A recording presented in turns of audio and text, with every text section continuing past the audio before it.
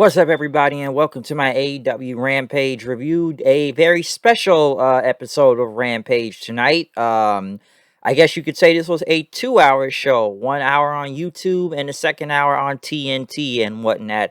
As I said in the last video, which you're going to look at my SmackDown review, this would say the competition between both AEW and SmackDown, technically, due to all the time changes going on, from one being a 2.5 hour show, and then now this being a 2 hour show, and one saying they're going to be who in the ratings and whatnot, which I still said before. It's kind of funny Tony Khan will even say this week, like, because they're on FS1. Say that shit when they on Fox. Don't say it when they're on FS1, saying you're still going to beat them in the ratings, or you're not going to beat them in the ratings. And now Tony Khan believes he's some wrestling genius, even knows more than Ted Turner, apparently, and whatnot, when it comes to WCW and AEW. But other than that, with all this whole so-called competition going on tonight, that's what a lot of people are saying. I'm sure people may have been switching back and forth from either YouTube or the FS1 or back to TNT, or however they watched any of these shows tonight. But yeah, SmackDown and AEW, in a way you could say, kind of competed in a way,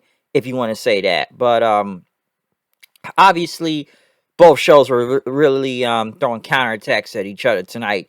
But we do kick off this buy-in show, AEW, where they're in Miami tonight. Kind of a smaller building, if you ask me. Not as big, but very smaller. We did kick off with Tay Conti versus Santana Garrett. Okay match, I will say that. Tay Conti ended up getting the win. It's good to see Santana Garrett back on TV. I know she didn't really do much in NXT and whatnot. Kind of, I had to take the L right here. I know she just got there and whatnot, but everybody gotta say you gotta start from the bottom. Even though, come on, how long has she been in business again now? Why should need to take L's right here? But Tay Conti kind of been a little bit longer than Santana Garrett, but still at the same time, it's almost like the Kiera Hogan treatment I've already spoke about in the past too, about, hey, she just got here, but she's got to take a whole bunch of L's though all of a sudden. But I guess they got to, earn their stripes, even though they kind of had some stripes. It's not like there's some job name or anything. They got a name, okay? But Tay Conti ended up getting the win. Next, Bobby Fish versus Lee Mortari.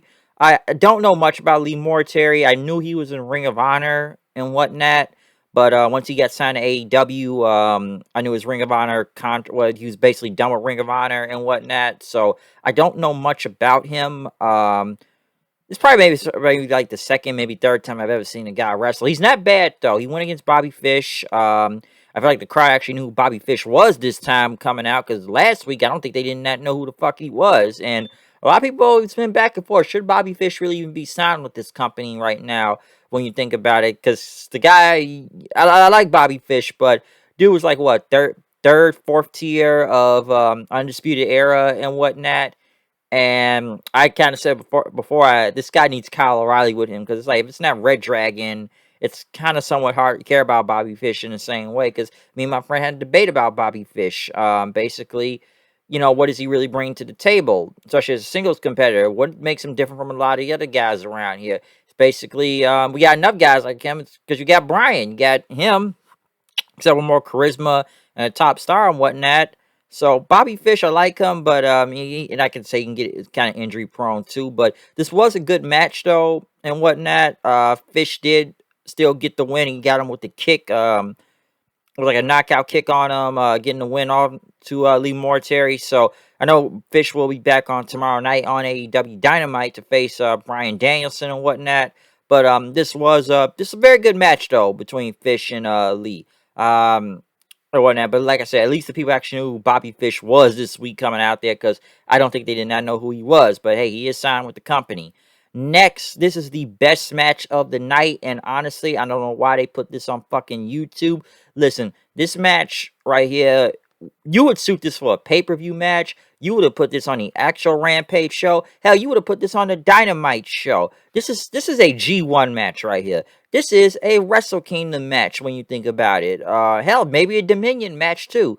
But Minoru Suzuki, Bryan Danielson, Damn, the crowd went nuts for this. Okay, even it was a "This is wrestling" chant. This was just balls to the fucking wall. Okay, when you got Suzuki in there, and listen, I kind of question them bringing Suzuki back sometime because, like, come on, can he win a match on this show at least? Listen, Suzuki's all over the place right now in this whole American tour. Hey, I was kind of disappointed he wasn't in the G1, but man, I'm glad he's just traveling all over the U.S. right now, showing up in anybody's company from AEW to, I guess, GCW Indie Promotions. I think he's going to Impact next, I found out. So the Suzuki American Tour continues. And him and Danielson just, damn. Of course, the forearm shots everybody knows about. I swear he knocked out Bryan at one point. These guys beat the hell out of each other. The kicks just, someone say a lot of no selling and whatnot. And I always wondered how this match would go and whatnot. And I'm glad it went the way it did, because this was just fucking crazy. Okay, this was insane. Just I don't know, submission. I'm not gonna go through every spot, but this was just a brawl. This was a slugfest. This was basically kick versus punch, damn near. Submission holds, all that stuff. Now I actually thought Suzuki was gonna win a second right there. He went for the fucking gotch style power driver, but Bryan was able to get out of it. And, both guys are just elbowing the shit out of each other in the end and whatnot, and basically they went back up. Suzuki tried to go for the Gotch style power driver again, but Danielson ended up getting out of it, hitting the running knee, beating Minoru Suzuki. So and like I said, man, Minoru Suzuki, even at this stage in the game, this guy can go with anybody. Okay, like I said, this dude is still at a high level. Do not sleep on Minoru Suzuki. Okay, I've been saying that for a while now, and just him and Danielson. I'm just surprised they even put this shit on YouTube. This shit should have been on TV, okay? This really should have been on TV. Hell, this is something you put on pay-per-view. Especially them going out there for damn near 20 minutes. That was awesome. That was awesome, and that was worth it. So that was just a fucking great match, man. I got I got nothing bad to say about that. I loved it. So I really loved that match. And we actually get to the main show of Rampage. Which honestly, this is really hard to follow after seeing that. CM Punk versus Matt Sydal. And this was a good match too. Not as great as the last one we just saw, but this was really good. And whatnot. Um, excuse me. Very good. Punk, what can I say? I know it's kind of becoming a pattern with CM Punk. Promo on Wednesday, match on Friday. It's like he just wrestles on Rampage at this point. We never really see him wrestle on Dynamite. It's just mostly Rampage a majority of the time. Which, they need stars on Rampage, because honestly, the ratings look like shit right now for Rampage, and nobody's really watching. So, I get why he's on there, but it's somewhat become a pattern. This was a really good match, though. I like the finish a lot. Very clean, just clean transition. Sydal trying to go for the crucifix, but Punk basically countering that. Turns into a GTS for the win. So, yeah, CM Punk, another win for him right here. He's not, Punk just feuding anybody right now every other week, okay? It's like you've just gone from Darby Allin to Powerhouse Hobbs, was against Team Taz for a second. Then was it Daniel Garcia last week on Rampage? Now it's Matt Sydal. So who will CM Punk face next? I don't know, but this was a really good match. Punk is getting better time by time. It was a little rusty at first being back in the fold of things, but he's getting better, and some would say back to the old CM Punk and whatnot. So I did like this. Ruby Soho went against the Bunny. It's not much I can say here. This is actually not that bad of a match. As my friend Steven would say, Bunny actually put on her working boots tonight. Ruby Soho still got the win, though, basically with a backslide and whatnot. Next thing you know, Penelope Ford came out, which honestly, it's either Ford or Bunny that are fighting anybody every week. And next thing they're going to lose. Because I don't really want to see a Ruby Soho versus Penelope Ford. I don't think that's really going to be good in general. Then again, I don't even want to see Penelope Ford versus Kiera Hogan on Dynamite. I already know that's going to look bad. And I'm sure they're just going to have Kiera Hogan take the L anyway. So that's not really going to look good and whatever. So not really looking forward to that. But yeah, Ruby Soho still got the win. Chris Jericho, Sammy Guevara, Jake Hager, Inner Circle versus Junior DeSantos, Scorpio Sky, and Ethan Page, Dan Lambert out there, Miami, Florida, basically talking about the crowd, yelling at the crowd as usual and whatnot. Basically, you need to respect us right here. Listen, this 6-man tag, Junior DeSantos wasn't bad in his debut, so he wasn't bad at all. It's not much I could say from this feud and whatnot.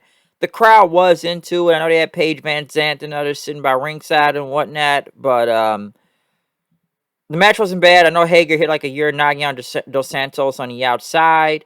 I know they had Jorge Masvidal and Lambert in them corner because he's gonna be like the bodyguard and whatnot.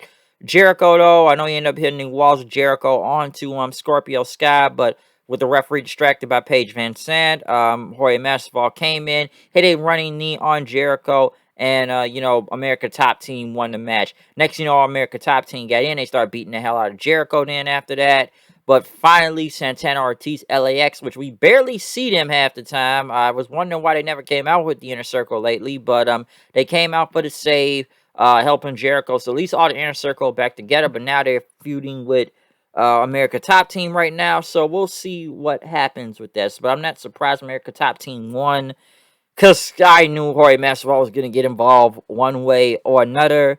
So y'all knew that was going to happen and whatnot. But obviously this feud will continue in whatever way it's going to happen. I'm sure more of it will happen tomorrow night on Dynamite on Saturday. Okay, so yeah, Rampage though.